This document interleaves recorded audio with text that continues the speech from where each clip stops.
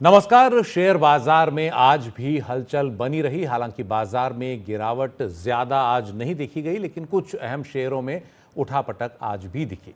Delhi high court के कल के एक फैसले के बाद रिलायंस इंडस्ट्रीज लिमिटेड के शेयरों में आज गिरावट का सिलसिला जारी रहा। इस फैसले के मुताबिक रिलायंस सरकार को 2.81 अरब डॉलर देगा। इसके अलावा बीते 6 महीने में शेयर बाजार जो है और भी कई वजहों से काफ़ी गिरा है और निवेशकों के लाखों करोड़ रुपए डूबे हैं। इस सब पर लौटेंगे, लेकिन पहले रिलायंस की खबर। रिलायंस इंडस्ट्रीज के शेयरों में आज भी गिरावट देखी गई। दिल्ली हाईकोर्ट के एक फैसले का असर है जो कल आया था। ये फैसला KG D6 ब्लॉक में गैस माइग्रेशन से जुड़ा हुआ है। हाईकोर्ट की डिवीजन बेंच ने इस मामले में सिंगल बेंच का फैसला पलटा है। मई 2023 में सिंगल बेंच का फैसला रिलायंस के पक्ष में था। सरकार ने दरअसल KG D6 कंसोर्शियम पर गैस माइग्रेशन का आरोप लगाया था। KG D6 कंसोर्शियम में रिलायंस भी शामिल है। सरकार ने इसके बाद 1.55 अरब डॉलर का यानी करीब 1.5 अरब डॉलर का मुआवजा मांगा था रिलायंस से। डिवीजन बेंच में ये बात जब गई तो उसमें जीत के बाद सरकार ने अब 2.81 अरब डॉलर की मुआवजे की मांग की है। रिलायंस ने नए फैसले को ऊपरी अदालत में चुनौती देने की बात कही है। तो सिंगल बेंच का फैसला जो है रिलायंस के पक्ष में था, फिर उसके बाद जो डिवीजन बेंच है उसने उसे पलटा, रिलायंस के खिलाफ फैसला गया। अब रिलायंस इस फैसले को ऊपरी अदालत में चुनौती देने की बात कर रहा है। तो रिलायंस की इस उठापटक और बाजार की उठापटक पर बात करने के लिए हमारे साथ हैं अनंत लाढ़ा, जो बाजार के जानकार हैं। अनंत जी, आपका बहुत बहुत स्वागत है। सबसे पहले एक खबर, ये रिलायंस का मसला क्या है जिसकी वजह से रिलायंस के शेयर गिर रहे हैं कल से?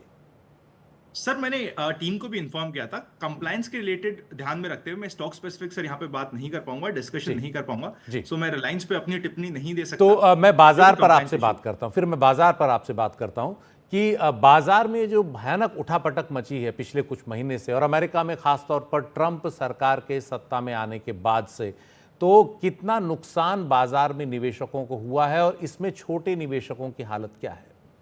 सर देखिए, जो पेन है वो बहुत ही ज्यादा बढ़ता जा रहा है। इवन अब यूएस मार्केट में फाइनली ट्रम्प के आने के बाद की जो रैली थी वो पूरी की पूरी इरेज होती हुई दिख रही है।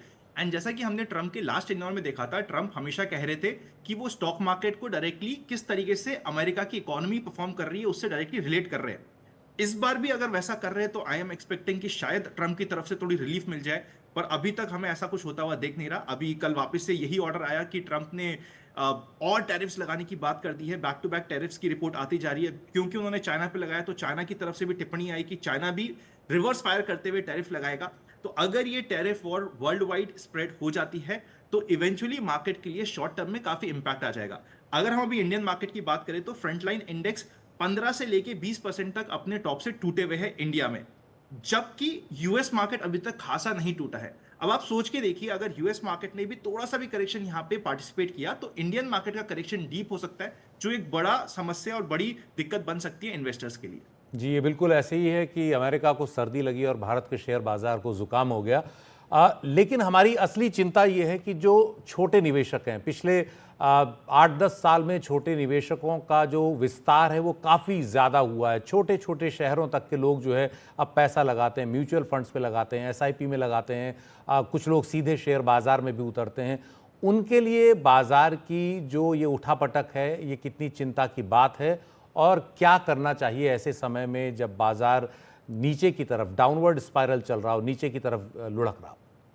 सर, आपने बिल्कुल ठीक बात कही। पिछले 5 सालों में रिटेल निवेशक 5 गुना से भी ज्यादा बढ़ चुके हैं। Number of demat account, number of mutual fund accounts 5 गुना से भी ज्यादा बढ़ चुके हैं। और ये सारे इन्वेस्टर्स ने अभी तक कोई बड़ा करेक्शन, बड़ा क्रैश या बड़ा टाइम वाइज कंसोलिडेशन देखा नहीं है। तो इसलिए उन्हें पैनिक होना लाजमी है। इस समय हमें 3 काम करने चाहिए। सबसे पहले पास्ट में जाके पिछले 25 साल के इंडियन स्टॉक मार्केट का डेटा देखना चाहिए कि वो डेटा क्या कह रहा है। डेटा ये कह रहा है कि हर साल आपको टॉप से 10% का करेक्शन मिलेगा ही मिलेगा।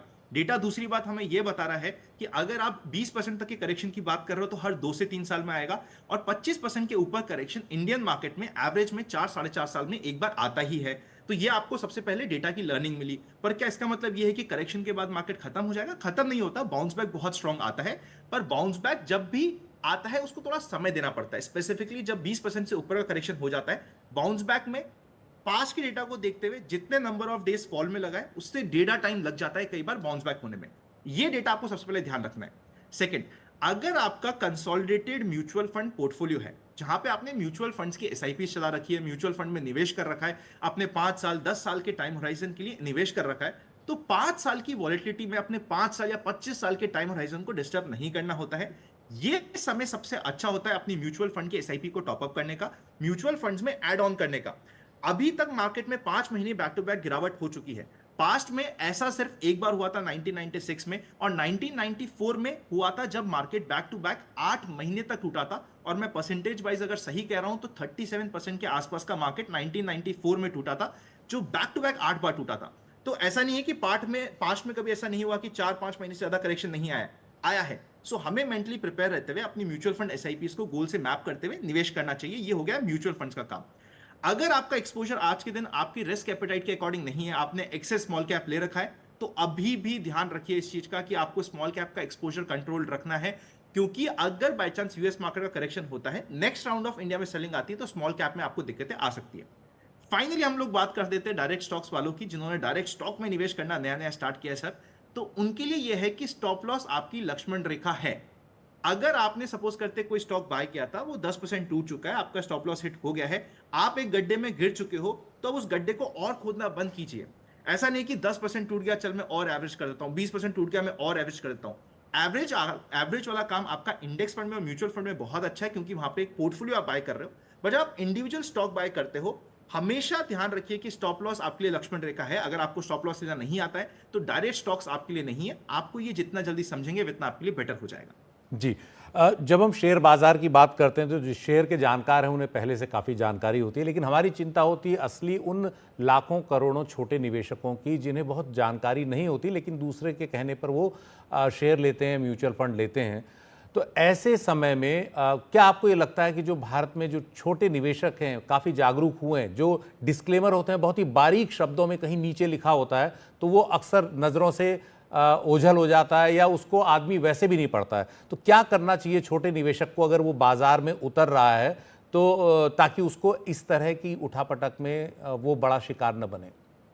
सर उसके लिए ना, इससे पहले कि हम बाजार में उतरे, पहले 3 काम कर लेने चाहिए। सबसे पहले अपने लिए टर्म इंश्योरेंस लेना चाहिए, अपने लिए हेल्थ इंश्योरेंस लेना चाहिए, अपना अगले 6 महीने के एक्सपेंडिचर के अमाउंट जितना आपका पैसा इमरजेंसी फंड में रेडी हो जाना चाहिए।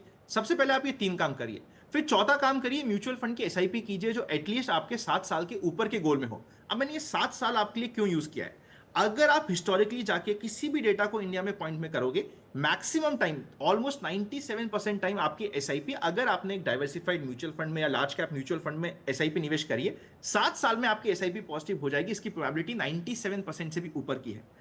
तो एटलीस्ट एक लॉन्ग टर्म एसआईपी स्टार्ट कीजिए, और एसआईपी को बंद मत करिएगा। पिछले महीने, पिछले से पिछले महीने, पिछले हम 2 महीने का डेटा देखें तो अगर 100 एसआईपी आ रही है तो 90 बंद भी हो रही है। ये बंद करने वाले एसआईपी इन्वेस्टर्स ऐसे हैं जो आने वाली जनरेशन को भी इस वेल्थ क्रिएशन से दूर रखेंगे और कहेंगे कि बेटा ये तो सट्टा बाजार है, यहाँ पे लॉस ही होता है और नहीं करना चाहिए। इसमें बेटर होता है कि आप अपना टाइम होराइजन पहले से क्लियर करके आए, एटलीस्ट 7 साल का टाइम लेके आए और अपनी एसआईपी को स्टार्ट करें और उस 7 साल में बने रहे।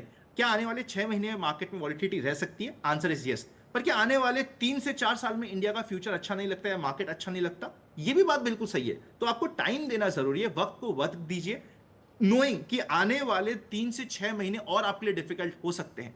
ये आपको पहले एक्सेप्ट करना पड़ेगा, उसके बाद मार्केट में आप काम कीजिए। जब आपको म्यूचुअल फंड के एसआईपी में कॉन्फिडेंस हो जाए, फिर आप जरूर अपने स्टॉक्स और स्विंग ट्रेडिंग के पोर्टफोलियो बनाना स्टार्ट कीजिए। वहां पे आपको थोड़ा एक्सपीरियंस लीजिए। जब स्टॉक्स और स्विंग ट्रेडिंग में आपको थोड़ा सा एक्सपीरियंस हो जाए, फिर जाके आप एफएनओ को टच करिएगा। होता रिवर्स है, सबसे पहले हम टच करते हैं फ्यूचर एंड ऑप्शंस को और फिर कहते हैं स्टॉक मार्केट खराब है। स्टॉक मार्केट खराब नहीं है, आपने शायद स्टेप जो आपको 12th पढ़ने आप चले गए, सबसे पहले आपने फर्स्ट सेकंड थर्ड क्लास पढ़ी नहीं, तो ऑब्वियसली दिक्कत होगी। जी, अगर एक छोटा सा जवाब कि कोई एक निवेशक है, कोई छोटे शहर का आदमी इसको देख रहा है, कोई गांव का आदमी देख रहा है, बाजार का लाभ उठाना चाहता है, वो कहाँ वो जाए? क्या कुछ उसके पास पढ़ने के लिए ऐसी कोई जगह है जहाँ जाते ही उसको हिंदी में या आसान अंग्रेजी में कुछ बातें समझ में आ जाएं ताकि वो बाजार की तैयारी कर सके उतरने की? सर सबसे पहले तो आप ही कवर कर रहे हैं। आज के दिन सोशल मीडिया पे सब कुछ अवेलेबल, उसको सीधा यूट्यूब पे जाना है, सर्च करना है उसके रिलेटेड टॉपिक, उनको बहुत वीडियोस मिल लेकिन जाएंगे। सोशल मीडिया भटकाता भी बहुत है।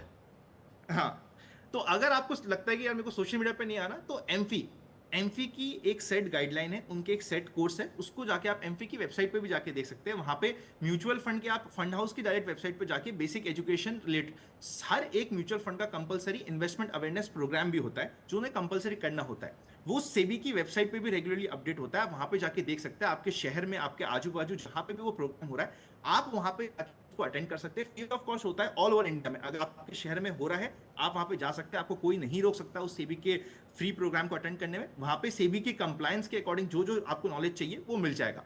सेकेंडली, आप सोशल मीडिया पे जाके देख सकते हैं। आई नो कई बार थोड़ी जगह भटक भी जाते हैं हम लोग, बट आपको अच्छे लोग मिल जाएंगे जो सिखाने के लिए है। उनके बेसिक क्राइटेरिया, बेसिक चीज़ों को आप ध्यान में रखते हुए उनसे सीख सकते हैं। आप देख लीजिएगा क्या वो खुद एजुकेटेड है या नहीं है, क्या उनका ट्रैक रिकॉर्ड है या नहीं है, क्या वो समझा रहे हैं उसमें उनका कोई पर्सनल बेनिफिट है, या फिर वो सिर्फ आपको एजुकेशन देना चाह रहे हैं। ये 3 पॉइंट पे आपको लग जाएगा कि आपको किससे सीखना है और किससे नहीं सीखना है।